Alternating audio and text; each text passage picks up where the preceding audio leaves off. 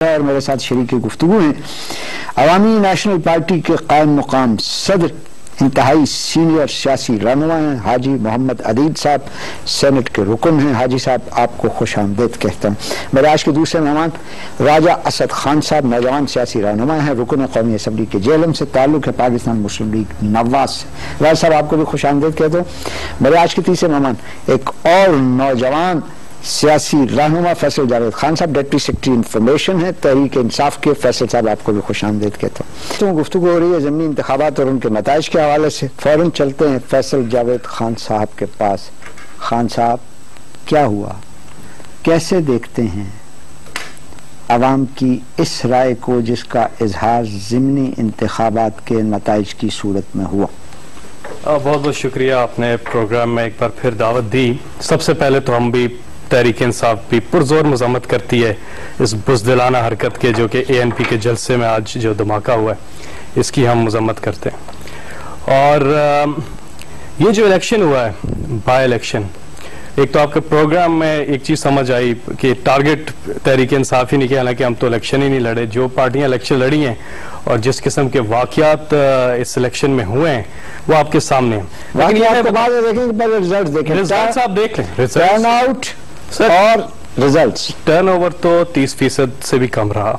और जो general election था, ये रिपोर्ट है फाफन की, बड़ी जबरदस्त रिपोर्ट है। जनरल इलेक्शंस में टर्नओवर 43.3%। फाफन की रिपोर्ट कहती है इस इलेक्शन में जो बाय इलेक्शन है उसमें 30% रहा है। और दूसरी एक जबरदस्त बात यह है कि मर्दान और मियाँ वाली में खवातीन को वोटिंग से रोका गया है। आप इलेक्शन कमीशन की साइट पे चले जाएं, वहां से नहीं, ये वो मुतनाज़ा है, ये मैं आपको बताता हूँ। टोटल नंबर ऑफ वोट्स, जी मैं आपको बताता हूँ। टोटल नंबर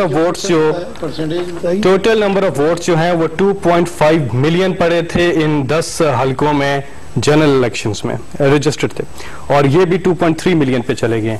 और ये पूरा एक चार्ट है मेरे पास कि किस कदर डिक्रीज आया है। ये हल्का वाइज पूरा एक चार्ट है, अगर आप दिखा सके स्क्रीन पे भी, और इसमें पता चलता है आपको कि हल्का वाइज किस तरह से पोलिंग नीचे गई है। बयान फरमा देना, बता दें कितनी गई है। देखिए NA9 की हम बात करते हैं तो 2008 30,000 वोट थे ख्वाजा मोहम्मद खान होती के, हु रिजाइंड। 31,000 वोट हैं अब जो वहां से मुंतखब हुए हैं। 31,270 वोट थे ख्वाजा मोहम्मद खान होती के। और अब ये बात ठीक है कि वोट पड़े हैं, और अब 30,000 वोट ANP को वोट पड़े हैं क्योंकि वहां पे मुकाबले में तहरीक इंसाफ नहीं थी, तो वोट तो लोगों ने देने थे, ऑप्शन नहीं था उनके पास। ये बात आपकी ठीक है, लेकिन बाय इलेक्शन जो होता है ओवरऑल ही JUI को 10,000 वोट पड़े थे पिछले इंतखाबात में, इन इंतखाबात में 24,000 पड़े हैं। By election is controlled by the government. हम तो फंडामेंटल एक डिसीजन ले चुके हैं कि हम इन बाय इलेक्शंस में नहीं जा रहे।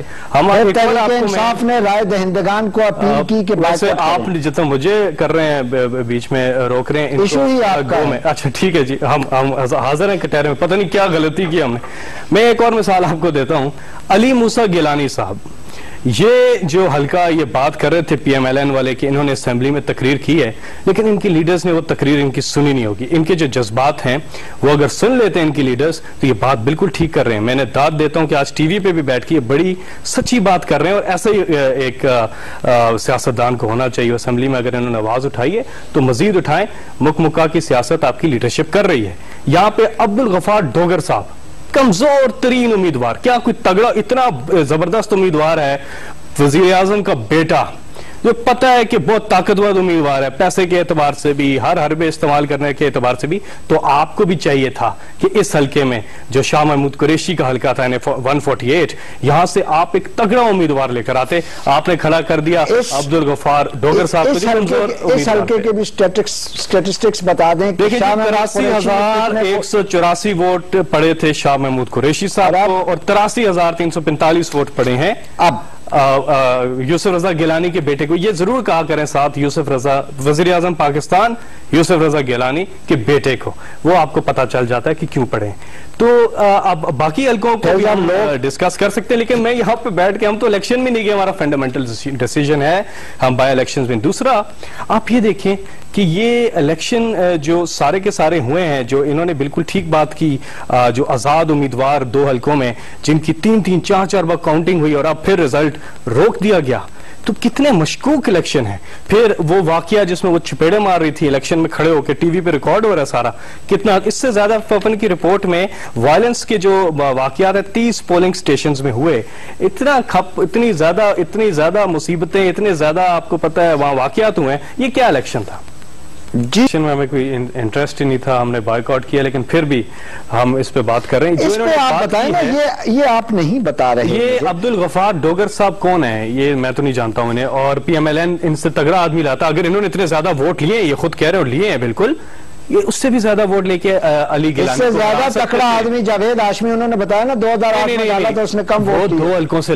NF 148 जो कि मुल्तान का एक हल्का, दूसरा मुल्तान 2 जो है N 149, तो वो तकड़ा वाला क्वालिफिकेशन वहां थी, और वहां पे तो जावेद हाशमी साहब ने 70,000 वोट लिया था, और इनके PMLN के टिकट से 70,000 वोट लिया था। अब इनके कैंडिडेट ने 38,000 वोट लिया है। तो उसी अगर आप 7 वाले हल्के में देखें 149 में, तो डिफरेंस क्लियर है। और ये वो हल्का में 149 वो हल्का है जिसमें 15.9% टर्नओवर रहा है, लोएस्ट इन तमाम 10 के 10 जो हल्के हैं, सबसे ज्यादा कम वोट इस हल्के में पड़ा। आप ये देखें 4,20,981 वोटर रजिस्टर थे, सिर्फ 65,595 वोट पड़े। पिछली दफा भी इस हल्के इसके साथ सुने, पिछली दफा भी इसके साथ वाले हल्के में 49% था, इसमें 29% था।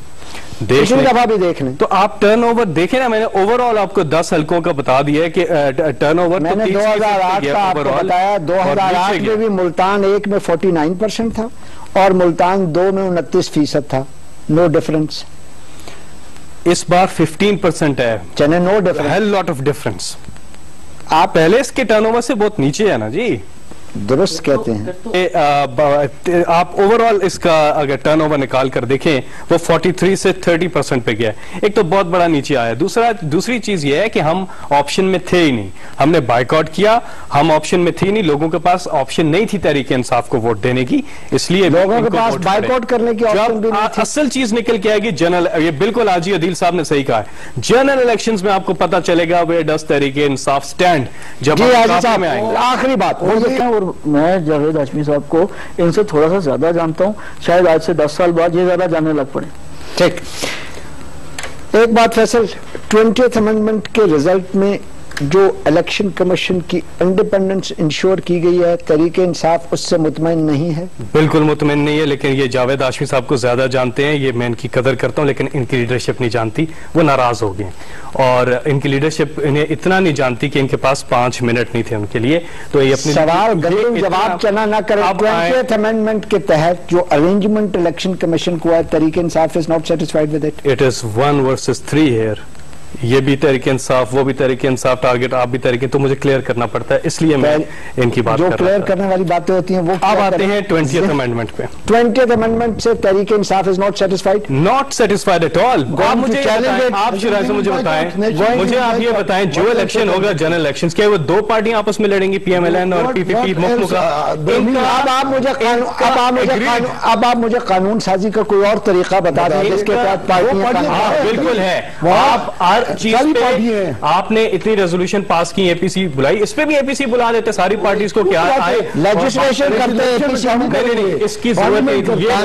आप मुझे बताएं, कानून साजी APC में करते। लेजिस्लेशन सिर्फ इन्होंने इसलिए किया कि वो पूरा नहीं था इलेक्शन कमीशन, और ये इलेक्शन करा गए थे।